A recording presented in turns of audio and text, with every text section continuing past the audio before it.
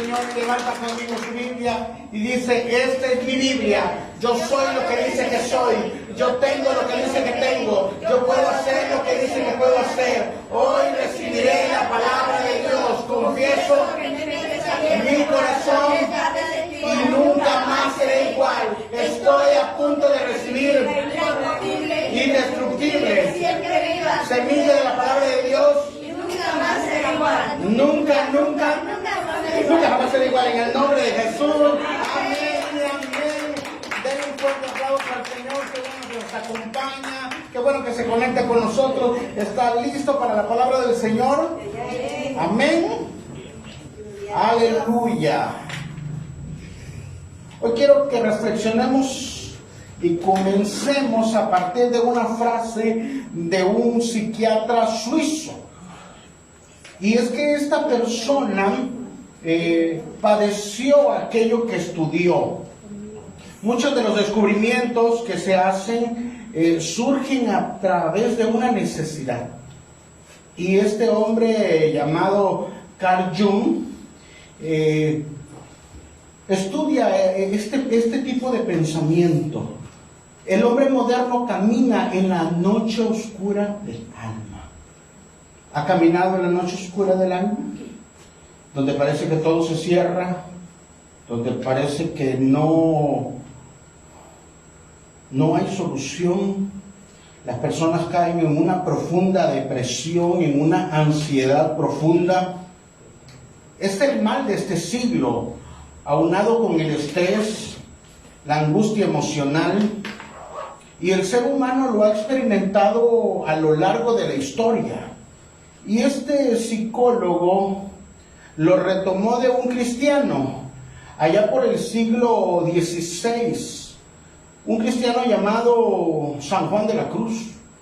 Y este hombre dice que no importa cuánto podamos caminar con Dios, a veces nos vamos a sentir como solos, nos vamos a sentir como abandonados.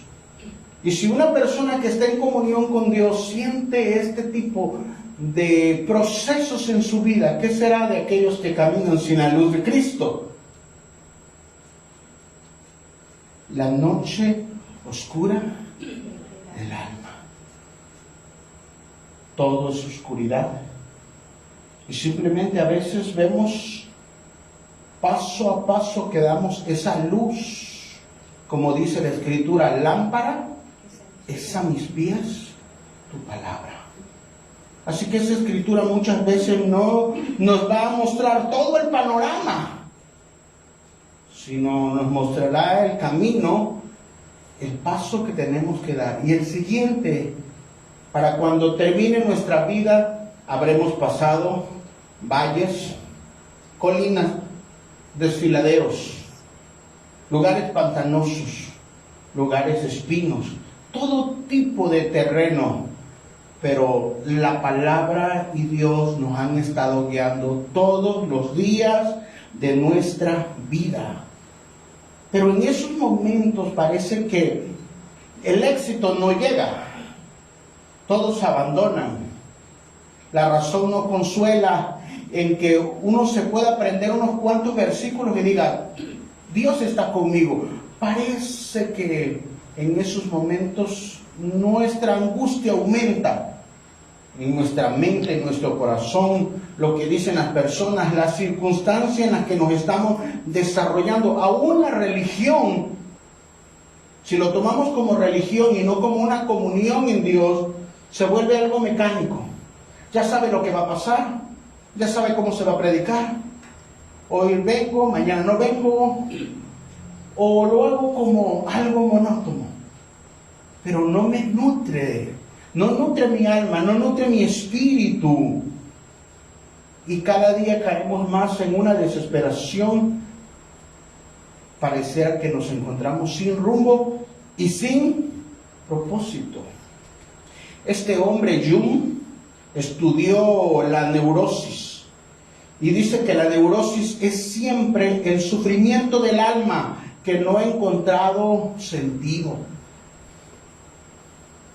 Es algo interesante la vida de este psicólogo porque él era judío, pero se dedicó un poco más a lo místico, alejándose de la palabra de Dios y viviendo este tipo de trastornos de ansiedad, demostrándonos que las personas sin Dios nada podemos hacer.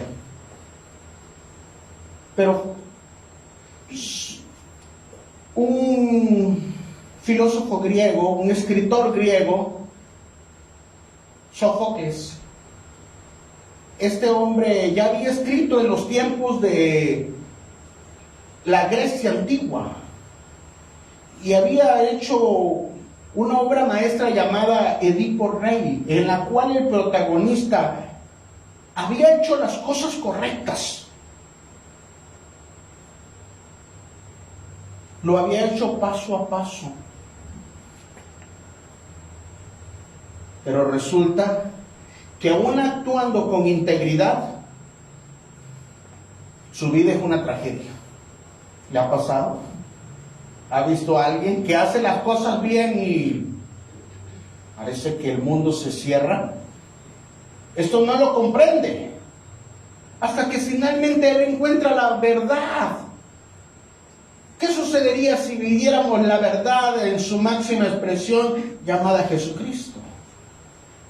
¿O qué sucedería si nosotros nos damos cuenta de nuestra propia maldad?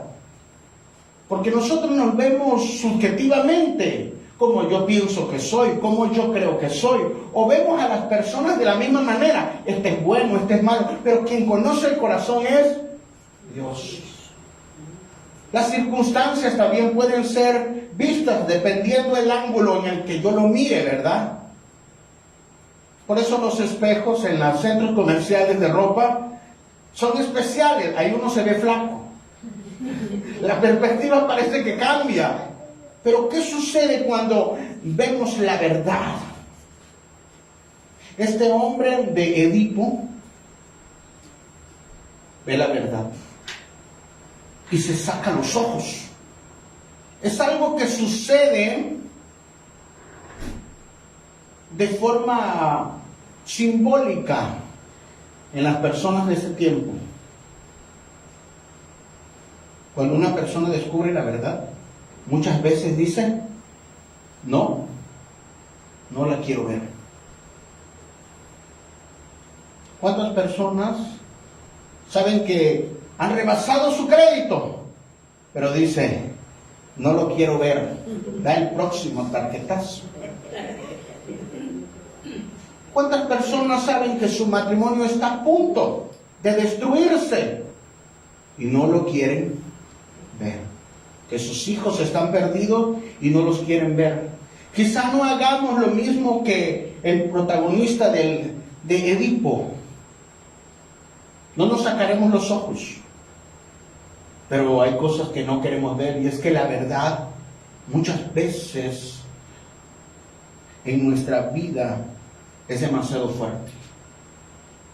Aún haciendo las cosas bien, este hombre dice, hice lo correcto y aún así me vinieron cosas malas. Busqué la justicia y fui destruido por ella. ¿Dónde está Dios? Es nuestra pregunta. ¿Dónde está Dios cuando el obedecer no evita el dolor? Porque como cristianos muchas veces nos vendieron un evangelio barato. Ven a Cristo y no vas a pasar problemas. Resulta que sí tenemos dificultades. En el mundo tendremos aflicciones. Así que esta pregunta resuena no solo en nuestra mente, en nuestro corazón, sino en el diario vivir.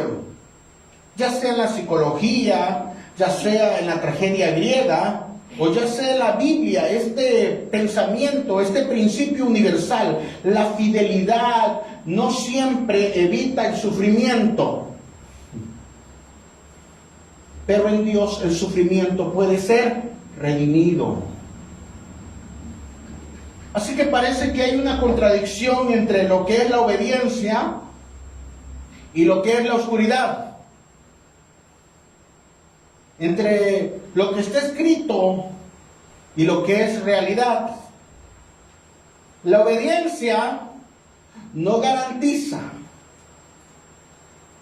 que no va a haber dolor, pero sí va a forjar en el alma algo que se llama carácter. Así que vemos algunos personajes como Job, que fue muy fiel, pero pasó sufrimiento. Un día, probablemente en su casa, con todas las comodidades, y llegaron a avisarle: ¿qué crees, Job? Tus hijos acaban de ser aplastados, porque un gran viento vino y cayó la casa sobre él, sobre ellos, y murieron todos. Los 7 murieron. Cayó fuego del cielo y consumió tus ovejas. Vinieron los bandidos y se llevaron todo tipo de ganado. Todo se perdió. Y cuando parecía que no le podía haber ido peor, sarna le salió. Nosotros también pasamos aflicciones. Y Juan de la Cruz escribe esta idea de la noche oscura, diciendo que un alma, aun cuando está en comunión, pasa por tinieblas, pero que esto no contradice el amor de Dios, sino que lo revela más profundo. Y luego vemos un escritor llamado Kafka. Escribe una novela allá antes de que comience la Primera Guerra Mundial, viendo cómo estaba el movimiento del corazón de la gente ya, de las personas. Por favor, déjamela en la siguiente. Gracias. Yo te voy a decir cuando me da. Gracias. Y Kafka, en el proceso, habla de un hombre llamado Joseph. Ese hombre trabaja en un banco. Y pues un día llegan y lo arrestan. Y él pregunta: ¿pero por qué me arrestan? Y no le dicen nada. Simplemente lo encarcelan y lo procesan, viviendo algo injusto. Hombres como Martin Luther King, que pelearon por la igualdad en los Estados Unidos, muchas veces fueron encarcelados, fueron perseguidos. Días antes, Martin Luther King tiene un sueño donde él cruza ciertas montañas, y ese día iba a dar un discurso y lo asesinaron. El que las personas actúen con integridad no significa que no pasaremos problemas, no significa que a veces no pasaremos sufrimiento, y que aún en la actualidad, cuando se hace lo bueno, parece que las personas son más perseguidas. No porque la gente no quiere escuchar la verdad, sino porque no le conviene escucharla. Y Juan el Bautista es un claro ejemplo de ello. Juan el Bautista, que fue silenciado no porque se equivocaron, sino porque denunció el adulterio de Herodes con Herodías, su cuñada. Su cabeza fue entregada en un plato, en un banquete de inmundicia, pero que su voz resuena por la eternidad, sabiendo que decir la verdad tiene un precio. Usted y yo pagaremos ese precio por mantenernos en la verdad. Nos mantendremos en la obediencia que no nos garantiza que vamos a entender todo, pero que Dios está cumpliendo un propósito más grande en nosotros. La iglesia primitiva fue llena del Espíritu Santo en Hechos capítulo 2 y luego fue perseguida. Pablo recibe una visión de que descienda a Macedonia, y versículos más adelante lo arrastran, lo golpean, libera a una persona que adivina y por eso lo meten a la cárcel. Lo golpean, lo meten en lo más profundo de un calabozo. ¿Se habrá equivocado Pablo por hacer lo bueno? Noé obedece y empieza a construir un arca. Todo el mundo se burla, pues nunca había llovido. Abraham sale de su tierra y de su parentela, donde ya él era una persona próspera, y sale como errante, como extranjero, esperando una promesa que le lleva años. Y no puede ver el siguiente paso que va a dar. A veces obedecer a Dios, parece que cuando vamos a dar pasos de obediencia en Dios, se oscurece el camino. ¿Ha sucedido? Es cuando usted ha decidido buscar a Dios con toda su fuerza, es cuando parece que todo se cierra. Muchos de nosotros, cuando vemos eso, decimos: Dios no está en el asunto, mejor me retiro. Pero ¿por qué sucede ese tipo de situaciones? Porque Dios quiere enseñarnos a la iglesia de Jesucristo que nosotros caminamos por fe, no caminamos por vista.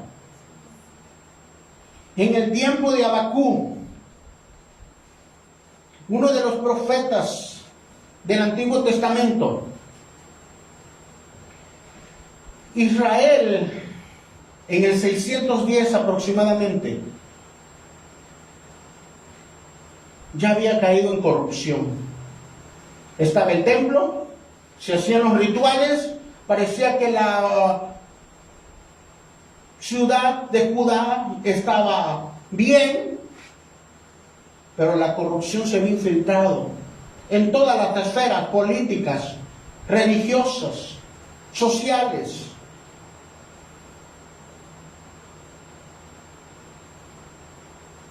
Y Dios levanta a un hombre llamado Habacuc, un profeta.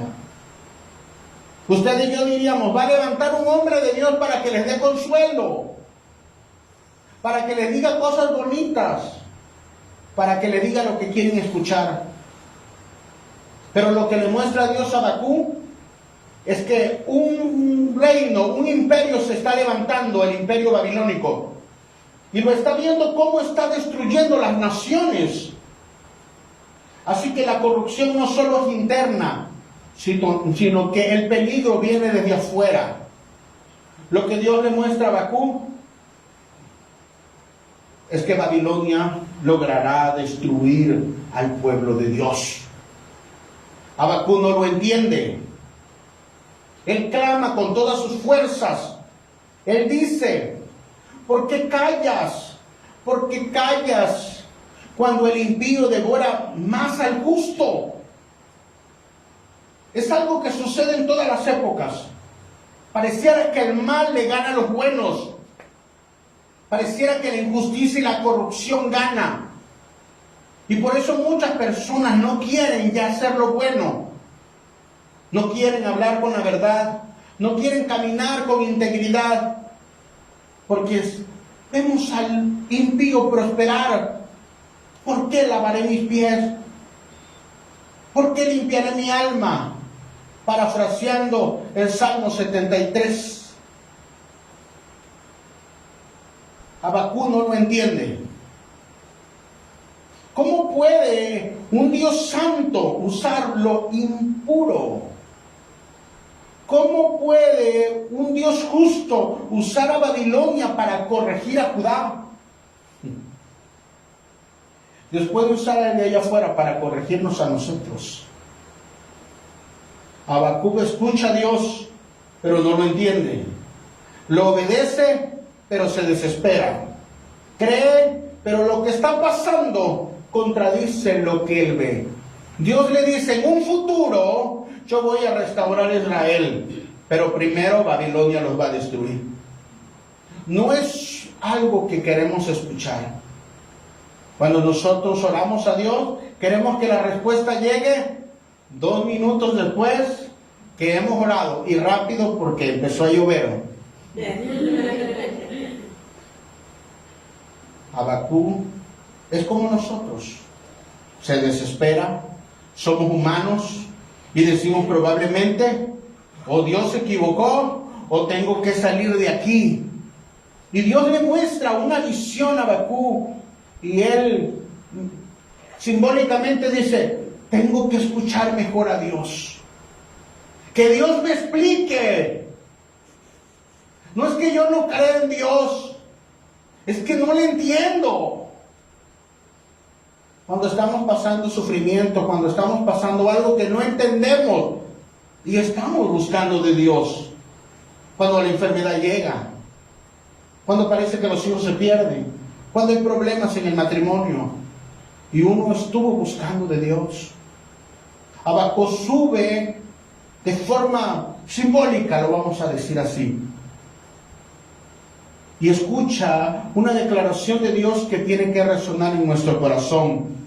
Aunque la visión tardara por un tiempo, aunque la visión tarde por un tiempo, espérala, porque sin duda vendrá y no tardará. Aunque en este momento estés pasando sufrimiento, aunque lo que Dios te dijo como profecía, espéralo, se cumplirá. Dios no es hombre para que mienta, ni hijo de hombre para que se arrepienta. Dios le está diciendo a Habacuc, no estás viendo todo el panorama, pero yo sí. Lo que tú estás viendo es una pequeña sección, pero hay un plan completo y tú estás dentro de ese propósito. Lo que para Habacuc parece una demora, Dios lo ha diseñado desde el principio. Lo que parece injusticia es una corrección. Lo que parece un abandono es la educación de Dios para nuestras vidas. Espérala, vendrá. Después de haber pasado todo ese tipo de situaciones, Dios te bendecirá. Habrá formado, y no solo te habrá dado la bendición, sino te habrá formado el corazón. Nos pareceremos más a Cristo. Así que muchas veces, ¿será que Dios quiera que conozcamos todo inmediatamente?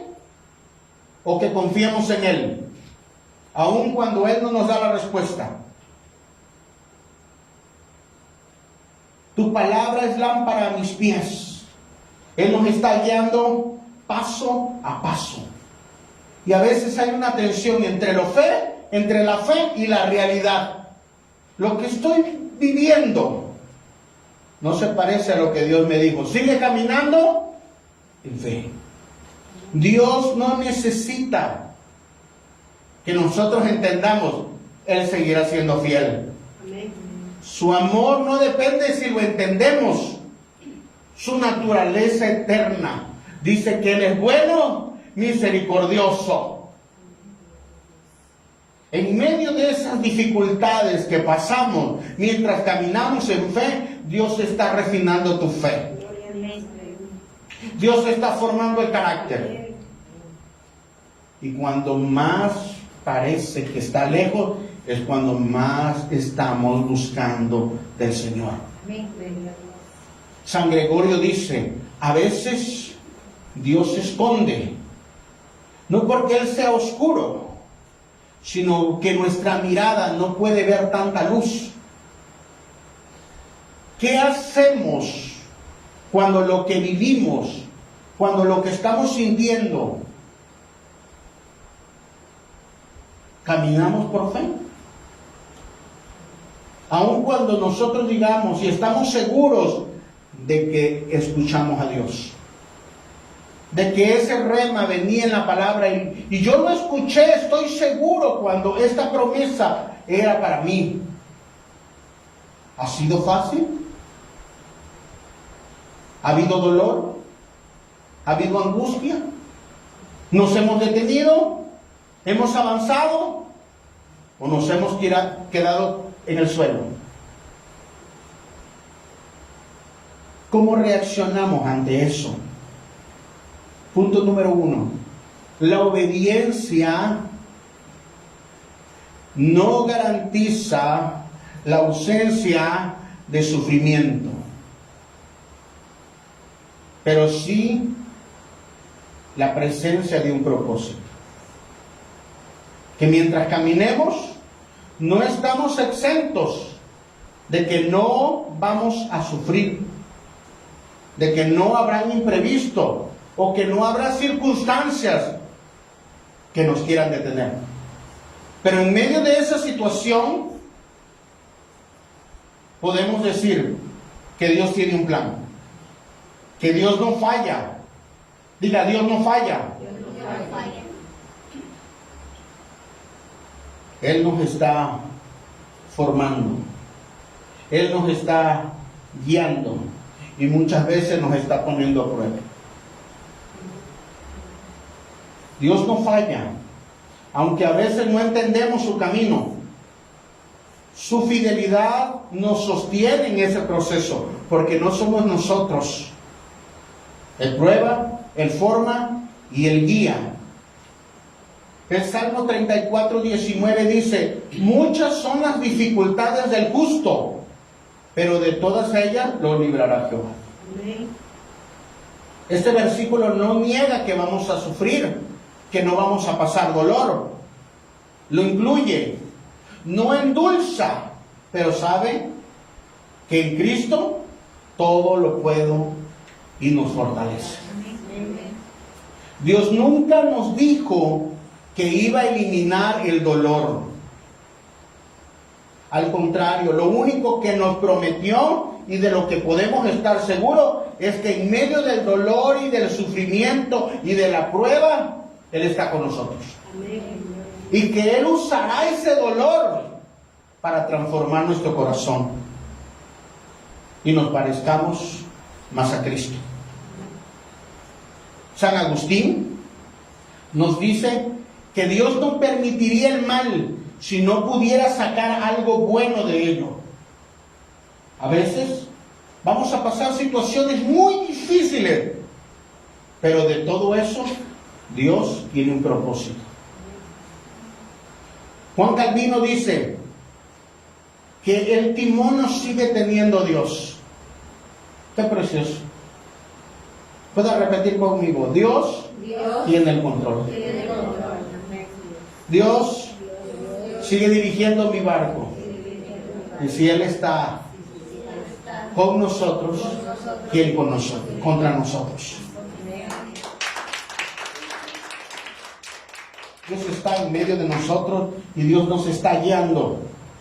Este timón trinitario, Padre, Hijo y Espíritu Santo.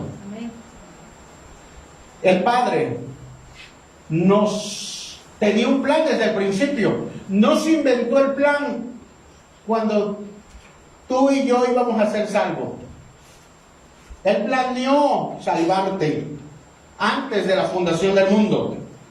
Y el Hijo vino a cumplir ese plan, aunque eso implicara que lo crucificaran y estuviese en silencio.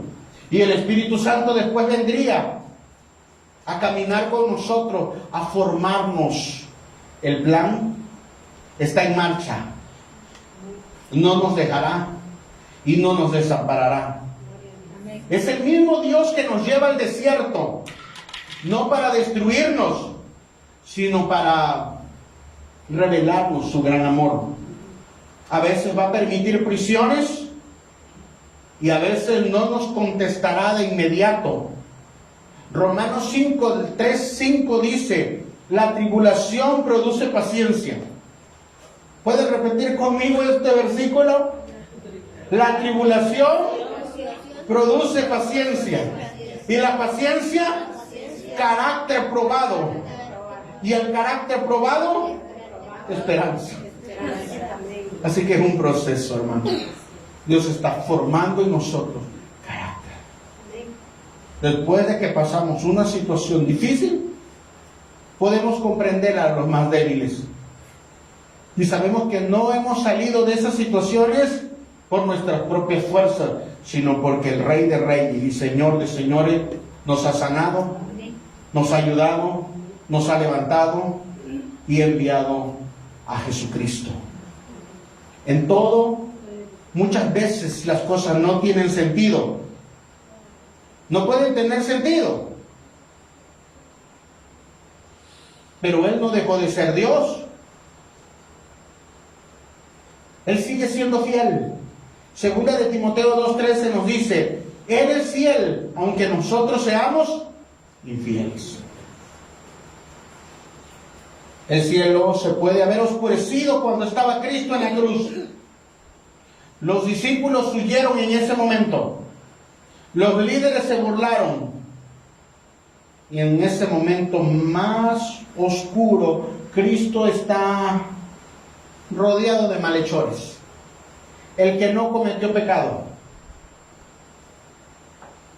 Y expresa unas palabras: Dios mío, ¿por qué me has desamparado? A la vista de todo, es un fracaso. El hombre más justo, el hombre más bueno, está hecho pedazos en una cruz. Parece que la justicia fue derrotada. El Mesías fue vencido. Y no hay esperanza. Si alguien tan bueno como Él le hicieron eso, ¿qué esperanza tenemos nosotros? Pero en ese mismo instante quiero decirle que no era un desastre. Quizás para la vista humana sí. Quizá la forma que nosotros vemos sí. Pero para Dios, cada paso que se dio formaba parte del plan eterno de redención de su creación. Así que ya no susurró Cristo, sino exclamó: consumado es. Todo está pagado. Todo está cumplido. Nada estaba fuera del plan. Y cuando Cristo expresa esas palabras, en ese momento toda la creación tiembla. Los principados y las potestades y Satanás mismo tiemblan. Pues Colosenses 2:15 dice: despojando a los principados, los exhibió públicamente, triunfando en la cruz, y tú y yo fuimos perdonados. Amén. Lo que no tenía lógica para el hombre era un plan de parte de Dios. Lo que parecía una derrota fue la mayor victoria. Fue cuando rugió el león. Fue cuando la justicia de Dios fue satisfecha. Y cuando el Padre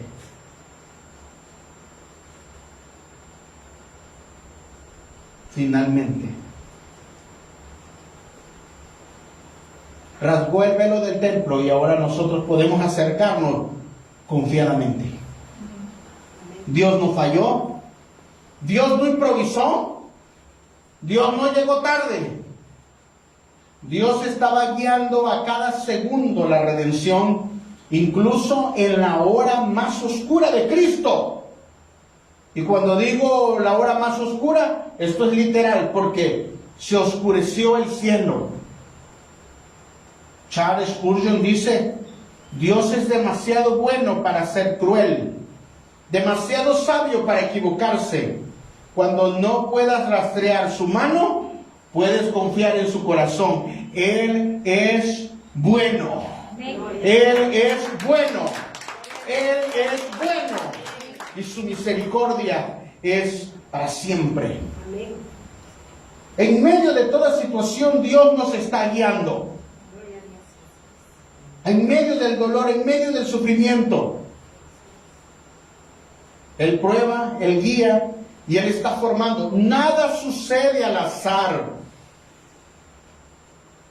A esto se le llama soberanía. Esta palabra soberanía viene de Malkut, que significa Él gobierna con justicia.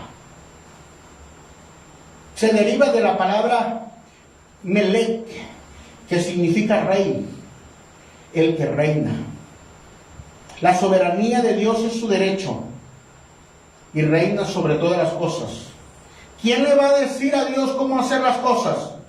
¿Se lo diremos nosotros? En el griego aparece la palabra kurios, que significa que Él tiene dominio sobre todas las cosas. Cuando los discípulos empezaron a decir que Jesucristo era el Señor, estaban diciendo, Él tiene más poder que Roma. Por eso lo persiguieron. Él tiene más poder que César. Y tiene más poder que la circunstancia que estamos pasando. Por eso cuando Pilato se atrevió a decirle a Jesucristo, sabes que en mis manos está soltarte o entregarte a la crucifixión, Cristo dijo, no hay poder que no se te haya sido entregado de allá arriba. Dios sigue teniendo el control. Dios nos está guiando paso a paso. El Salmo 23:2 dice, me guiará junto a aguas de reposo. Me guiará por sendas de justicia. Esta palabra guiar es la palabra najá. Esta palabra najá implica que Él nos va a ir llevando, pero con amor.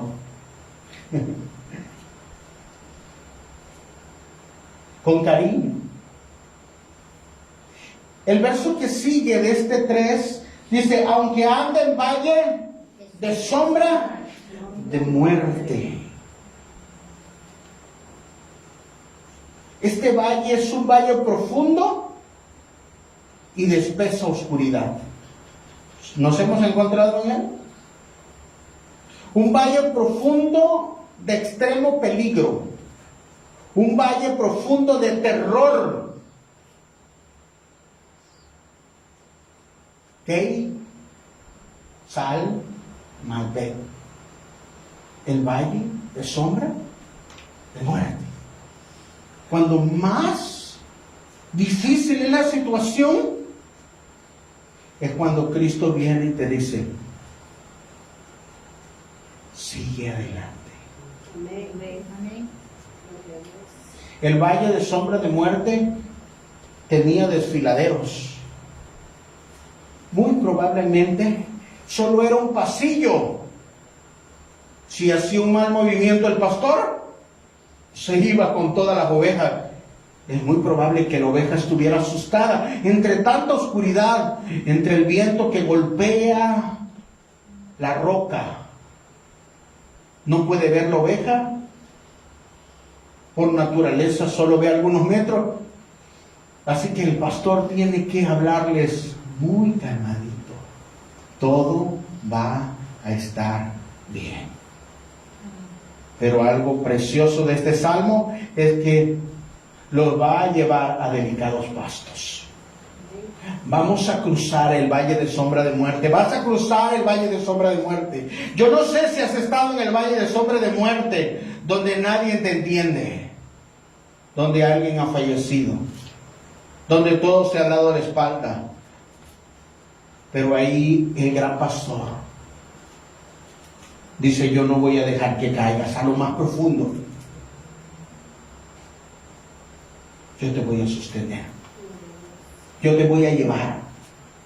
Este mundo se encuentra en esa situación, hermano. Este mundo se encuentra en angustia, se encuentra en abandono, se encuentra en engaño, con tantas ideologías que están sucediendo. Y Dios le dice a la iglesia, tranquilos, no tengas miedo. Mateo 24 se está haciendo cada día más real. Guerras, rumores de guerra, pestes. El amor de muchos se enfría. Y muchos cristianos entramos o decimos, Señor, esto está pasando en las naciones. Y Dios te dice, tranquilo, yo te estoy llevando en mis brazos. Tú eres mi oveja. Yo soy tu buen pastor. Y yo conozco ese camino. Ya lo he transitado también. Esta palabra guiar en griego es la palabra odegeo. Y aparece en Juan 16:13, el Espíritu os guiará a toda verdad. El Espíritu Santo nos guía porque Él es experto. ¿Usted puede confiar en el Espíritu Santo? Si no, Él nos enseñará a confiar. Nos conduce de forma sabia y segura a los brazos de Cristo, a los brazos del Padre, de vuelta a casa. No siempre vamos a sentir que las cosas están funcionando o salen como nosotros pensamos. La iglesia primitiva oró, pero por denuedo. Ya habían matado a Jacobo el mayor. Herodes le había cortado la cabeza. Y empezó a perseguir a la iglesia. Y la iglesia, en lugar de decir, Dios, líbranos, empezó a orar, Señor, danos de nuevo, danos fuerza. La soberanía de Dios muchas veces no va a hacer que tú y yo evadamos el problema. No te va a sacar del problema, te va a dar fuerza para que lo superes. Noé construyó el arca, no tenía lógica. Así que la soberanía de Dios incluye que Dios no está conforme a la lógica del mundo, sino lo que ya Dios dijo en su palabra. Dios sigue reinando. Dios nos sigue guiando. Dios no improvisa. Cuando no entendamos, podemos confiar que Dios es soberano sobre todas las cosas. Podemos confiar que Dios sigue siendo rey. Turser dice, la fe no es creer que Dios hará lo que yo quiero, sino que Él hará lo correcto. Hay cosas que nosotros queremos, que pensamos que son buenas, pero nos van a alejar de Él. Dios no lo permitirá. Somos más valiosos. Y no confiamos en Dios porque a veces lo entendemos. Confiamos porque Dios es Dios. Tenemos la certeza de que Dios nos está guiando, no por lógica humana, sino por la revelación de la palabra. Dios no guía por la circunstancia, hermanos. Dios nos guía porque así es su naturaleza. Su naturaleza y su propósito eterno. Él es bueno y Él es fiel. Y a veces nosotros le estamos pidiendo cosas a Dios, pero Dios no nos quiere llevar por ahí. Aunque eso sea lo correcto. Y si Dios no nos está perdiendo, nos está formando. Y si lo que parece un desvío es su diseño perfecto, y si lo que parece un castigo es una preparación, la fe no comienza cuando obtenemos respuestas. ¿Puede repetirlo conmigo? La fe no comienza cuando obtenemos respuesta, sino cuando aceptamos que Dios es suficiente para llevarnos del otro lado, para llevarnos a puerto. Y eso nos lleva al punto número 2. Es un error pensar que si sufro, Dios no está con nosotros. Es un error. En Jerusalén, en el año 70, rodearon Jerusalén los romanos. El general Tito vino y destruyó el templo. El templo representaba el corazón de la nación, el espíritu de la nación, tanto político como religioso, quedó en ruinas.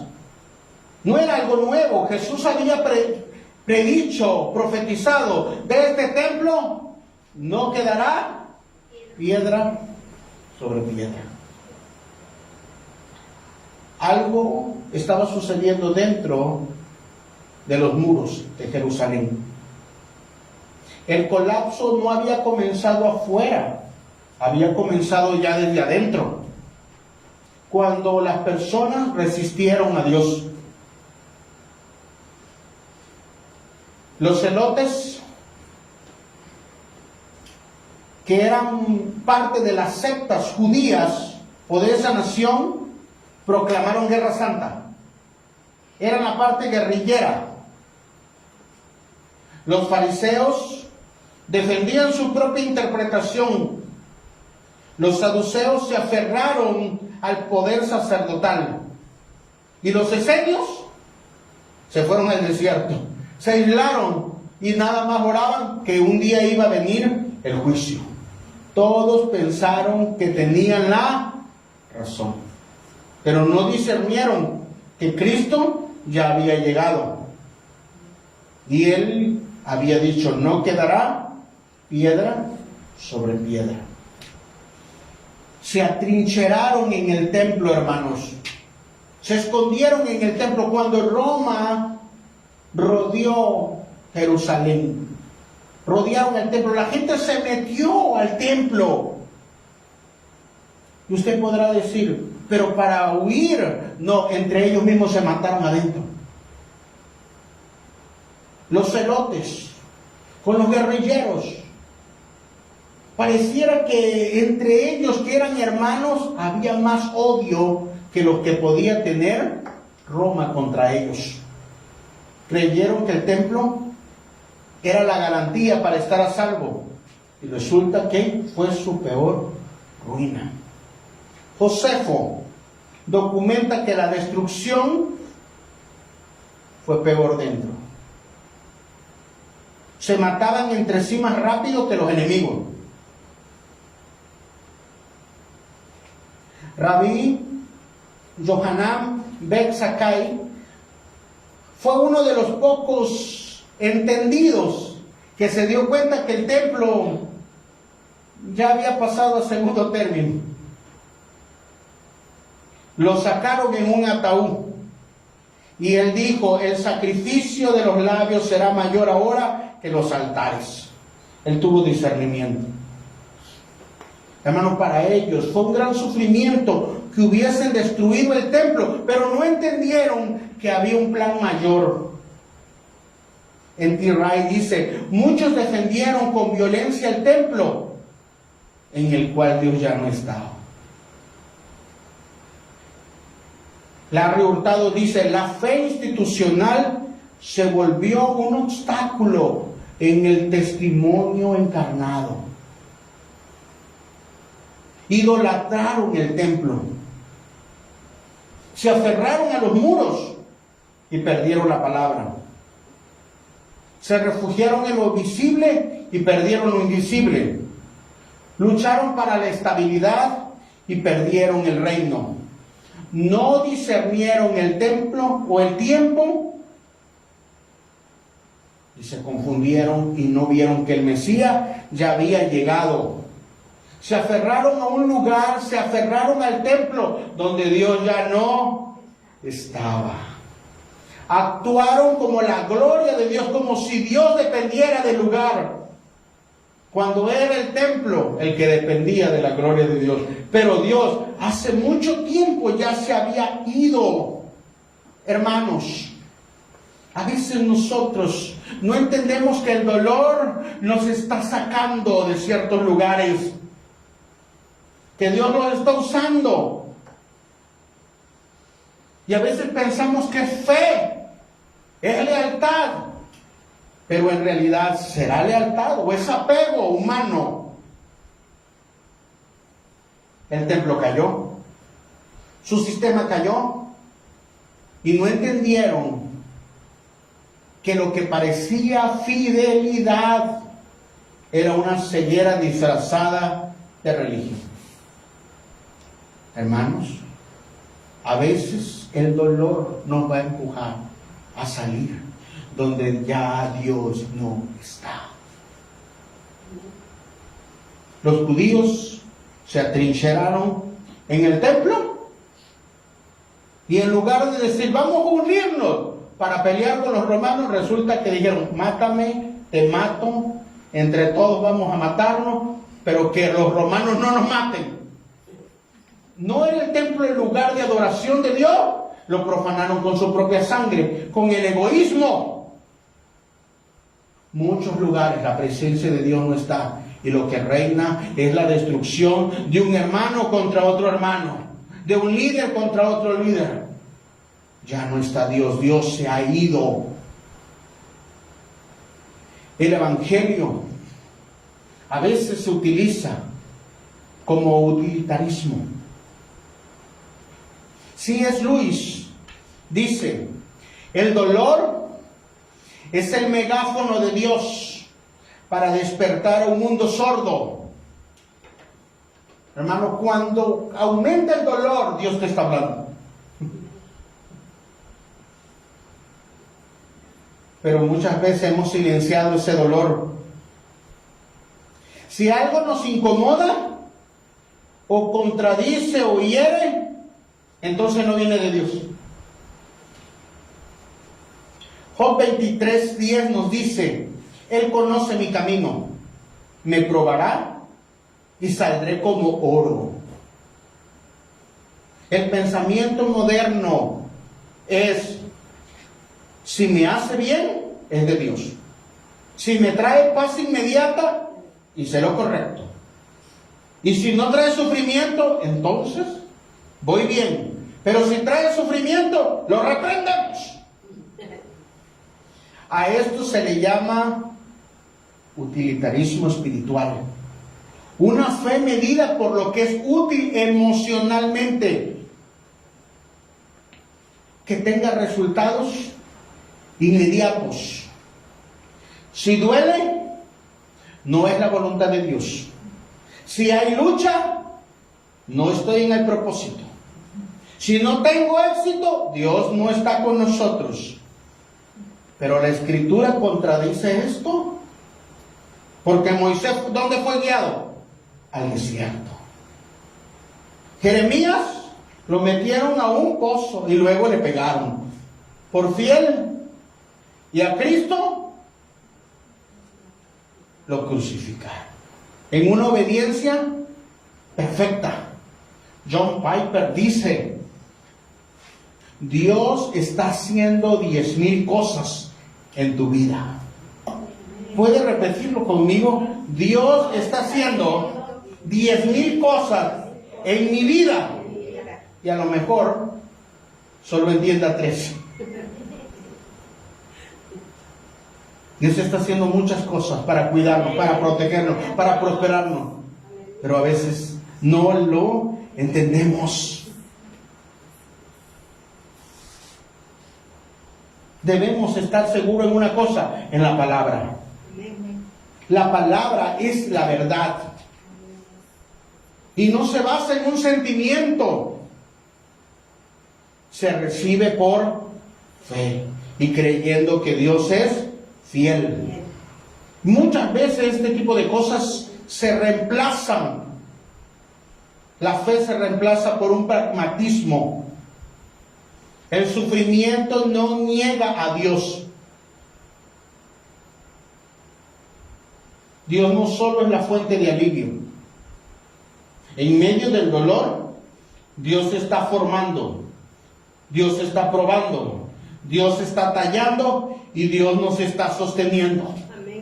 Esa es la gracia de Dios, que no nos dejará como nos encontró, sino cada día nos formará a la imagen de nuestro Señor Jesucristo.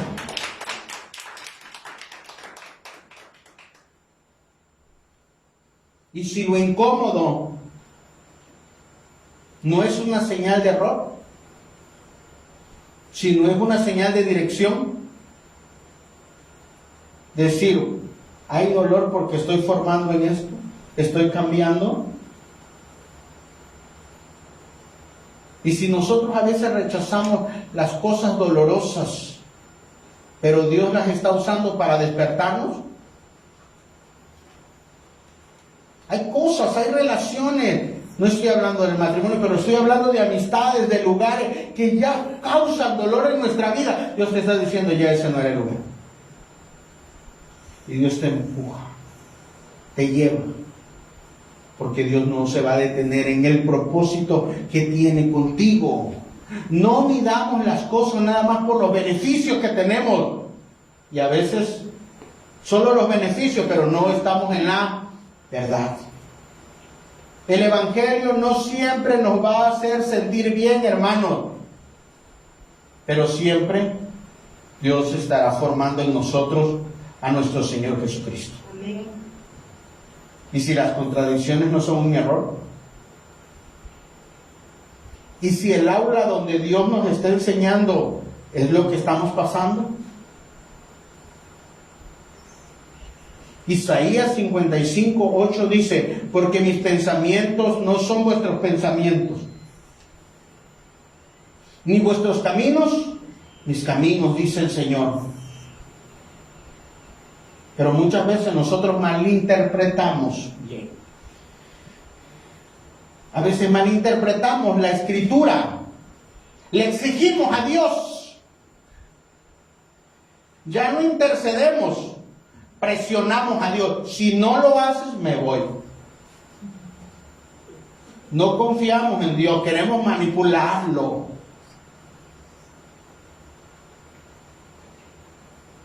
En el trono de la gracia no se exige, hermano. En el trono de la gracia entramos en humildad. El que exige estará lejos de Dios.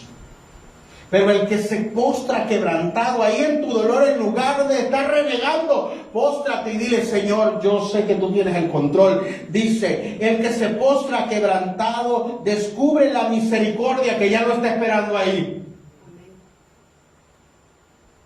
No malinterpretemos la Escritura. No la torzamos para nuestro propio beneficio. Muchos pensaban que por tener el templo, los romanos no lo iban a destruir. Muchos pensamos que por llevar el título de cristiano, no vamos a pasar situaciones difíciles. Esperaban a un Mesías que expulsara a los romanos. No esperaban un Mesías sufriente. Esperaban que el reino que traía el Mesías fuera con espada. Nadie entendió a ese hombre. Ni sus propios discípulos. Le dijeron, Lázaro está enfermo. Y Jesús se quedó 2 días más. Dios se va a revelar a tu vida y a mi vida en el tiempo correcto. ¿Cuándo vamos a salir de la situación? En el tiempo correcto. Cuando Dios haya formado en nosotros el carácter de Cristo. La Madre Teresa de Calcuta confesó que vivió 40 años en esta noche oscura. No sintiendo a Dios, pero en este tiempo fue cuando más fruto dio, más ayudó a las personas, más levantó al pobre. No se trata de sentimientos, se trata de una verdad revelada. Tenemos que buscar a Dios con todo nuestro corazón. ¿Lo sintamos o no lo sintamos? ¿Estemos sanos o enfermos? ¿Arriba? ¿Abajo? ¿En el valle? ¿O en la montaña? Martín Lutero dice, Dios nos lleva a través de la oscuridad para que dejemos de confiar en nuestros propios ojos y comencemos a confiar en la palabra. ¿En qué tenemos que confiar? En la palabra. Confundieron el templo con garantía. Confundieron los milagros con un método. Dios también comunica cuando no dice nada. Y a veces estamos pasando situaciones dolorosas. No disfracemos la fe. ¿Cómo estás, hermano? Hermano, estoy bien. No, hermano, estoy quebrantado. ¿Estás enfermo? Sí. Pero estoy confiando en Dios. Cada paso que estamos dando, estamos confiando en Dios. No tenemos que torcer la Escritura. La soberanía de Dios es eterna. Dios parece que calla, pero puede estar actuando ahí. Dios parece que se esconde, pero no está ausente. Y parece que está lejos, pero es cuando más cerca está de todos nosotros. Él hace todas las cosas a su tiempo. Pastor, ¿estamos pasando situación difícil? Sí, pero a su tiempo. Él cumplirá su propósito en cada uno de nosotros. Ignorar la palabra es peligroso, pero torcerla es letal, hermanos. La palabra no siempre dice lo que queremos oír, y eso nos causa dolor. Siempre he dicho que podría ser un predicador más popular. Pero recuerden, la palabra no siempre nos dice lo que queremos oír, pero siempre nos revela a Dios y su perfecta voluntad. No siempre responde nuestra agenda y nuestros deseos, pero siempre nos lleva a la perfecta y armoniosa soberanía de Dios. No siempre nos calma al instante, pero Él tiene un plan mayor para sanarnos el espíritu, el alma y el cuerpo. Amén. Aquellos que rechazan el dolor y que forman parte como doctrina en el caminar en Cristo, no hemos comprendido el Evangelio. Rechazar la cruz es borrar el rostro verdadero de Cristo. Isaías 53:3 nos dice que era despreciado y desechado entre los hombres, varón de dolores, experimentado en quebranto. Hermano, ¿cómo vemos a Cristo entonces? ¿Como un cuento? ¿Como una historia? ¿Como algo que le pasó nada más a Él? ¿O como alguien que cruzó el camino primero y que ese mismo camino tenemos que cruzar nosotros después? Ese es el Evangelio. El mayor error del pueblo fue abrazar la religión e ignorar al Cristo verdadero. Amaron un templo que construyó alguien que ni siquiera era judío, un idumeo, y despreciaron al tabernáculo encarnado. San Irineo de León dice: rechazaron al verdadero templo y se aferraron a las piedras.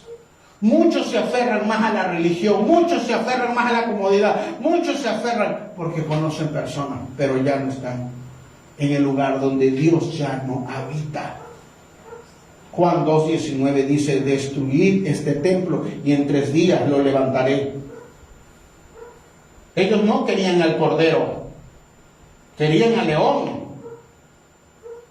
No querían un trono de madera, querían un libertador.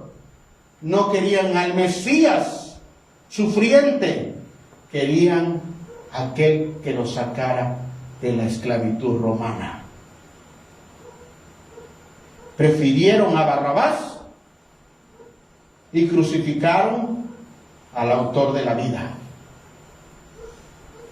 No rechazaron a Dios porque no eran religiosos. Rechazaron a Dios porque se acostumbraron al método. Porque el dolor que les estaba causando de perder el templo era mayor que ver que Dios ya se había ido, iba a empezar a moverse a las naciones. Eligieron la sombra y rechazaron la sustancia. No encajaba para ellos el Mesías.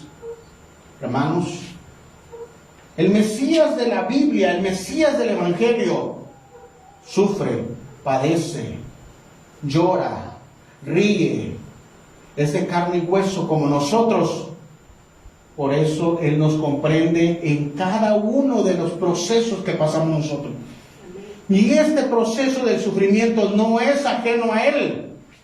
El credo niceno nos dice que nació, creció, fue muerto, fue crucificado, pero resucitó al tercer día. Hermanos, siempre ha estado ahí en la Escritura. En Isaías se muestra como el siervo sufriente. En Filipenses 2:8 nos dice que se despojó a sí mismo y bajó.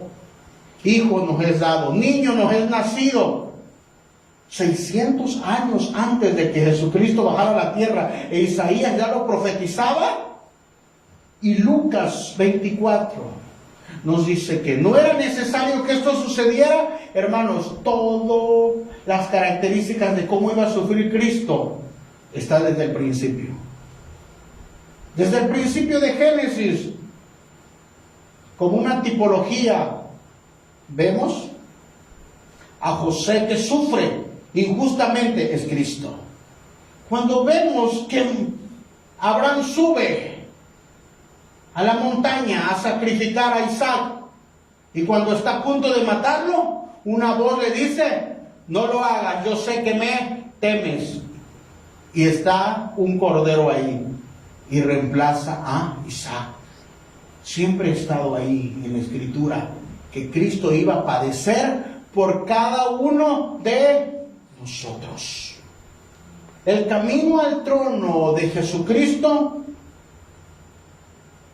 lo llevaba al Gólgota primero. La corona vino después, pero era de espinas.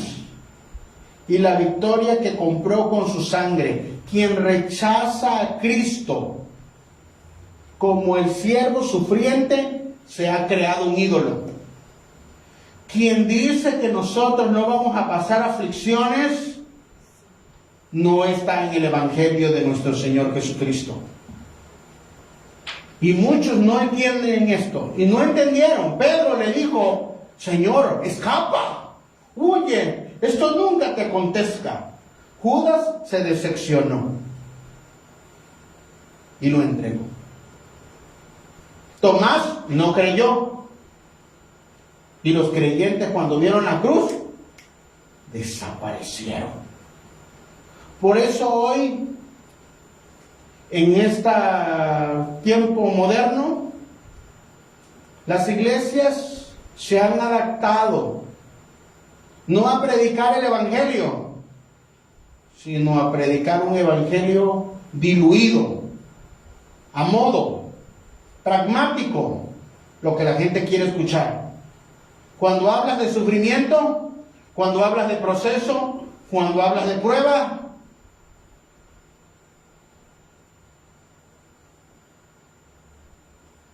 te reprenden como Pedro. Eso ya lo pagó Cristo en la cruz del Calvario.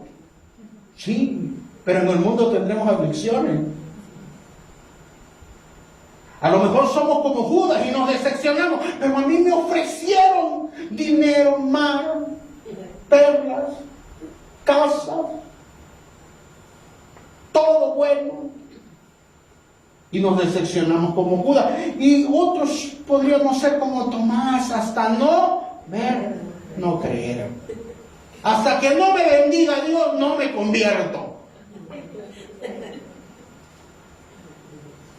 Hasta los más cercanos, hermano, preferían un Mesías glorioso, pero que no sufriera.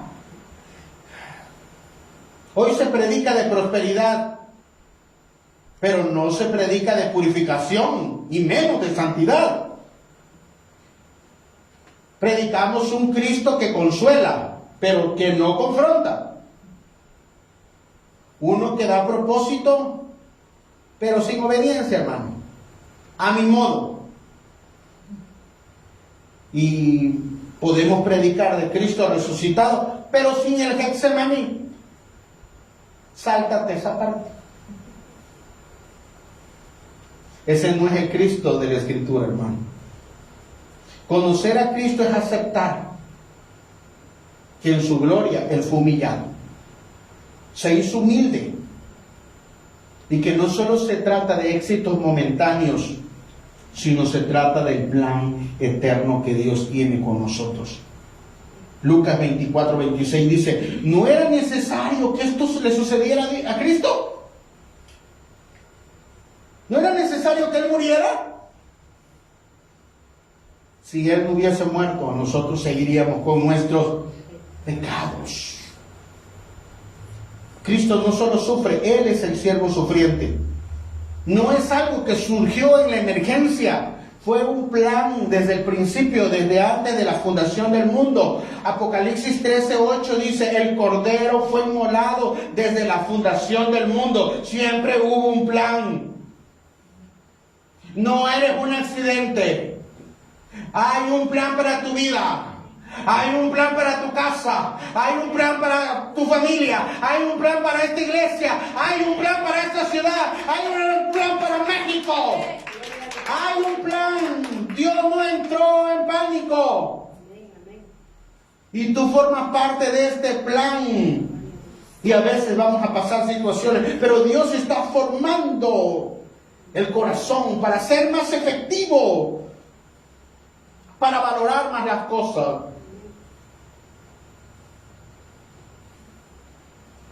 ¿Será que el Cristo que nos han predicado es una imaginación o es el revelado por las Escrituras?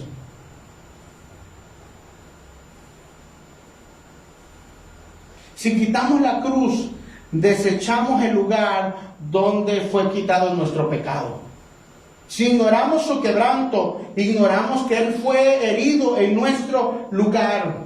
Y si predicamos a Jesús en Getsemaní, no anunciamos redención, anunciamos una ilusión. Él no nos pediría algo que Él no ha hecho. Lucas 9:23 lo dejará claro. El que quiera venir en pos de mí, tome su cruz cada día y sígame. No se trata de nuestra comodidad, se trata del plan de Dios. Así que en medio de toda situación y todo sufrimiento, que podamos entender, hemos reprendido al enemigo, le hemos tirado aceite, hemos hablado en lengua, pero el dolor sigue. Dios siempre ha tenido el control, hermano.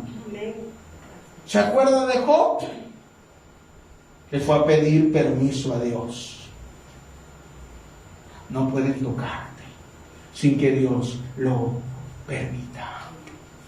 Y si lo permite es porque hay un plan mayor.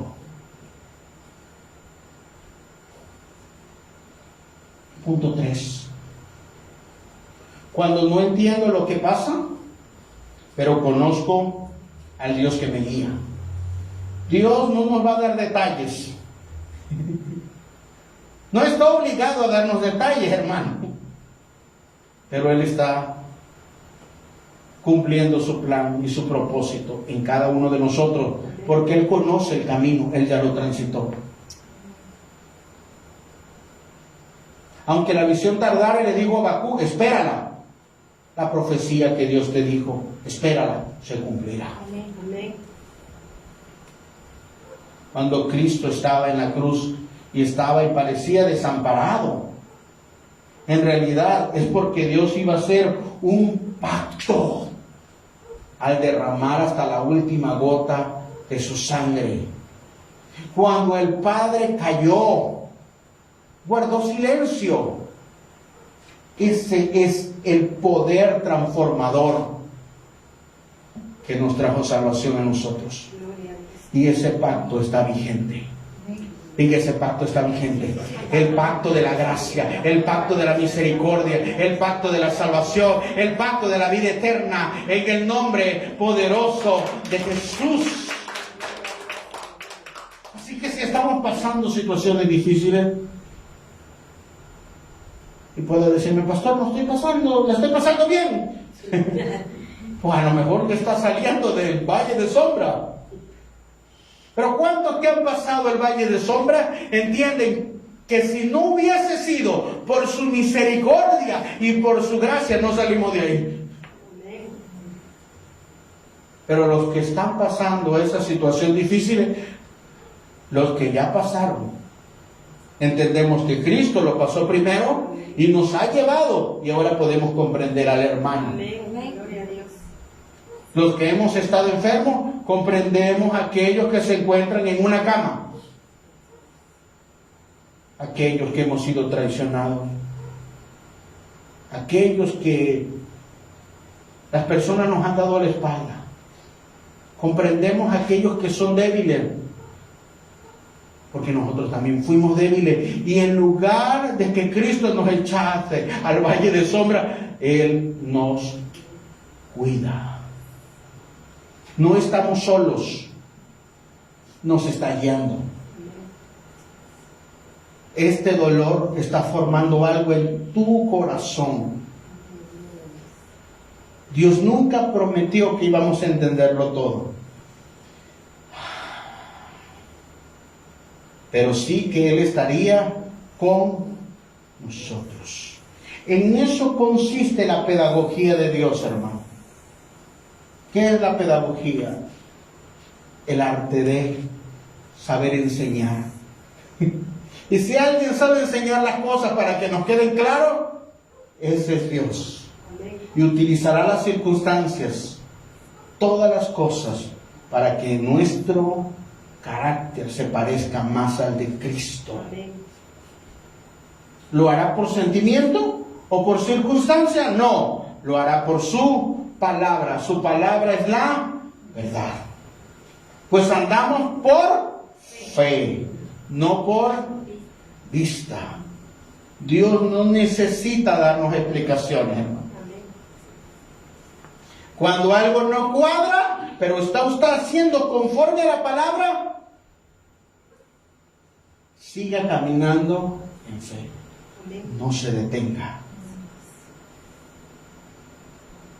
Él sigue siendo fiel.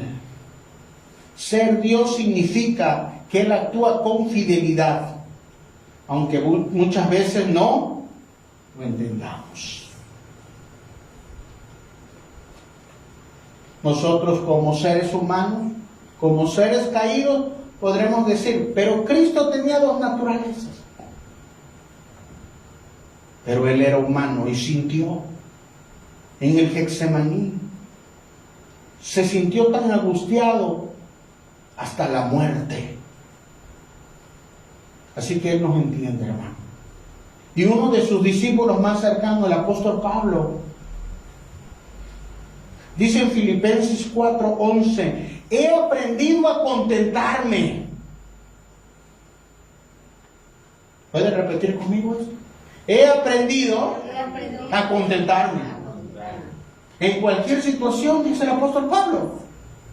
Y usted pensará, a lo mejor Pablo estaba en la comodidad, pues como ya era un apóstol, a lo mejor tenía algunos privilegios.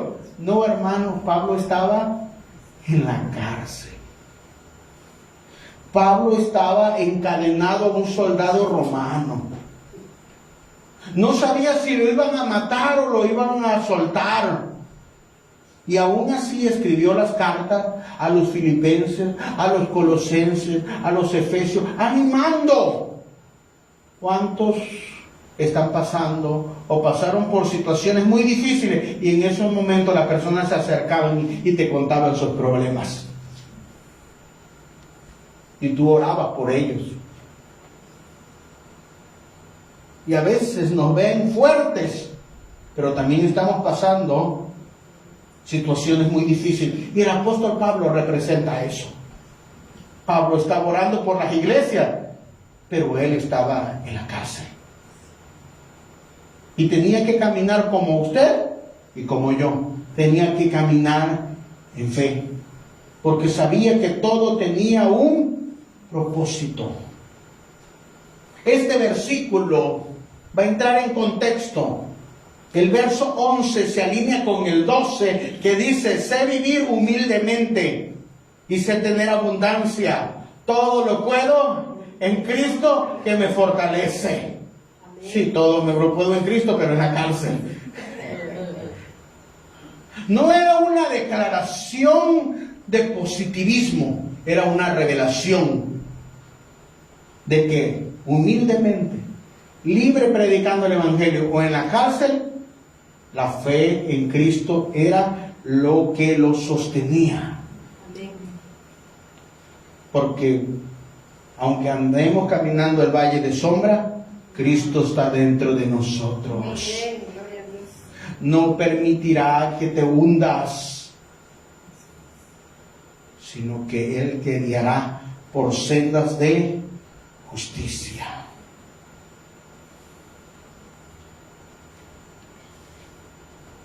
Amy McPherson fue una gran mujer de Dios. Construyó el Angelus Templo para 5,000 personas en la Gran Depresión, hermano, a víspera de la Segunda Guerra Mundial. Todo era un caos, todo el mundo estaba en desesperación. Esta mujer, McPherson, tenía una chispa especial. Fue la primera mujer que construyó una estación de radio. 100 naciones han sido influenciadas por la denominación que fundó ella, el Evangelio Cuadrangular. Cuando todo parece con éxito, entendemos que Amy McPherson a los 19 años se casó y que se fue con su esposo de misionera a China, y que 2 meses después, estando embarazada, su esposo murió de malaria. Allá murió su esposo y allá dio luz a su hija. En el hospital gritaba, pues también fue contaminada por esta enfermedad.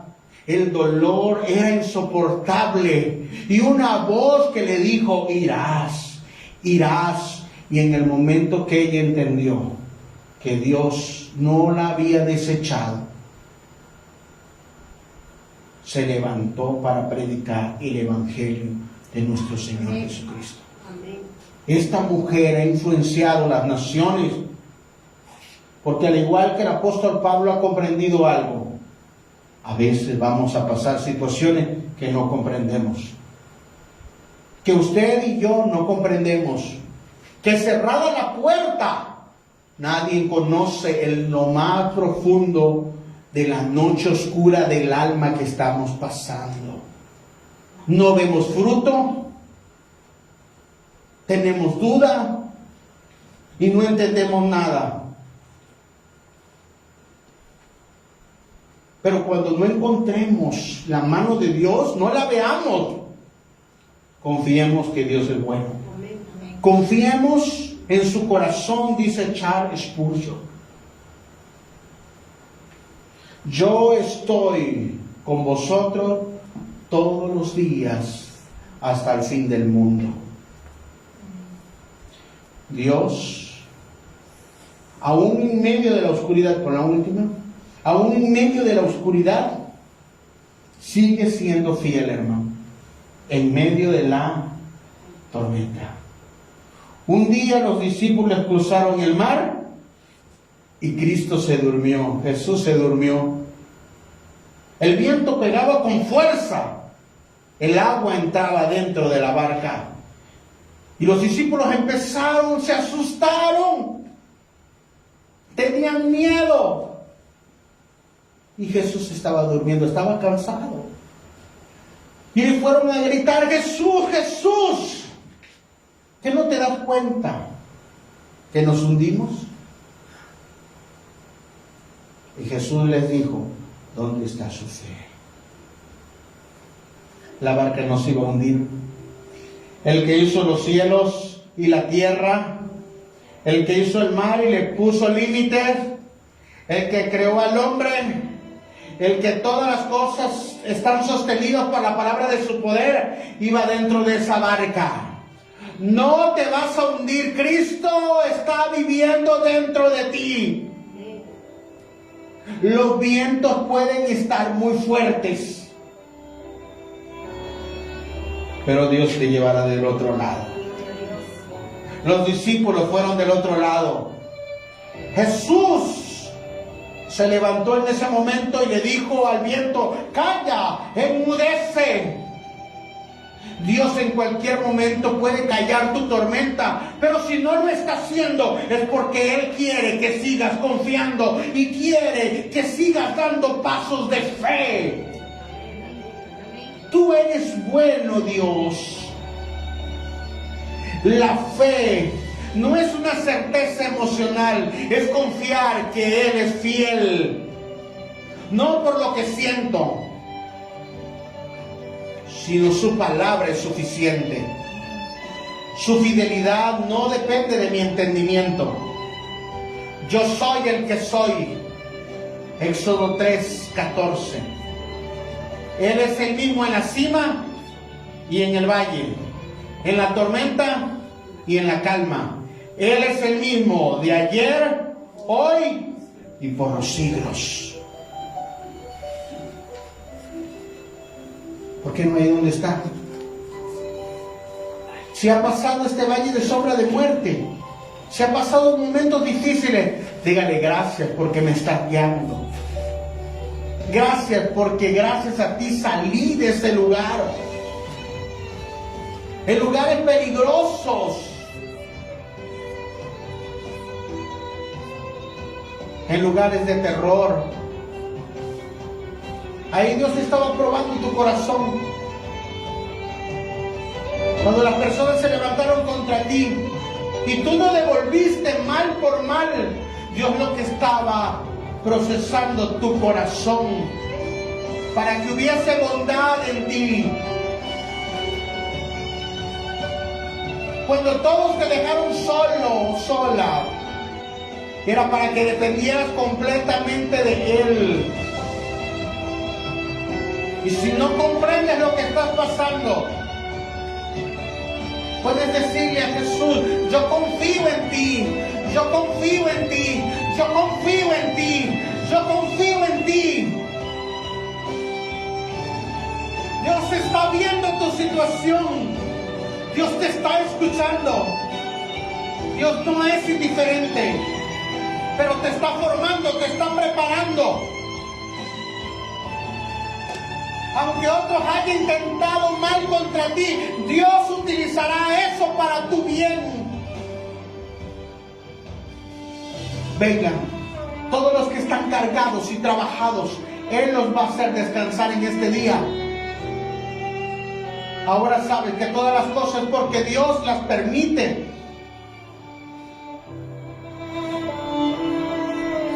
Puede orar conmigo y decir: Señor Jesús, aún en medio del dolor, tú estás conmigo.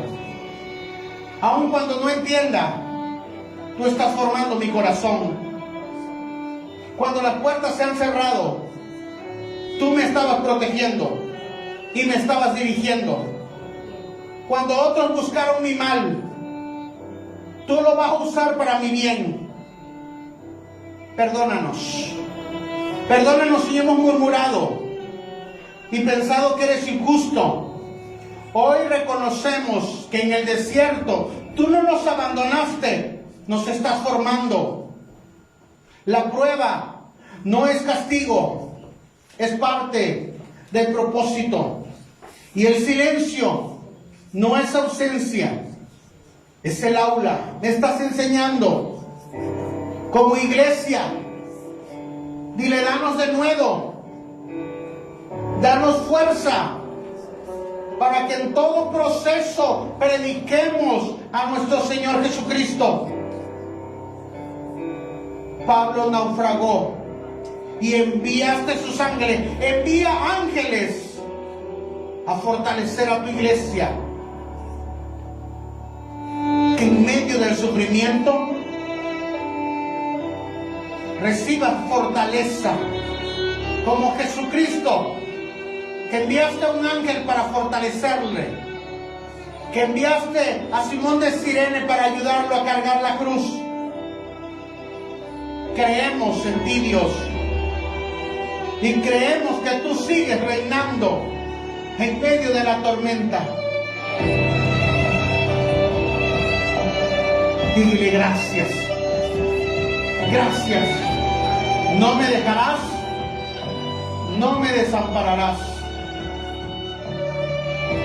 Carl Jung vivió estresado aun cuando estudió la neurosis, pero nosotros tenemos al Espíritu Santo. Él te librará, Él te dará la paz que necesitas, Él te dará la fortaleza. En medio del valle de sombra de muerte, dice: yo estoy contigo. Te llevo a delicados pastos. Diga: junto a aguas de reposo me pastoreará, por amor de su nombre. Aderezas mesas delante de mí en presencia de mis angustiadores. Dígale: mi copa está rebosando. Aun cuando sus enemigos lo rodeen, usted se va a sentar en ese banquete y va a ver cómo, si Dios no lo permite, no lo van a tocar. Pueda estar en paz, pueda estar en paz. Dios nos está guiando, Dios nos está ayudando, Dios nos está fortaleciendo. Ahí en el nombre poderoso de Jesús. Amén y amén.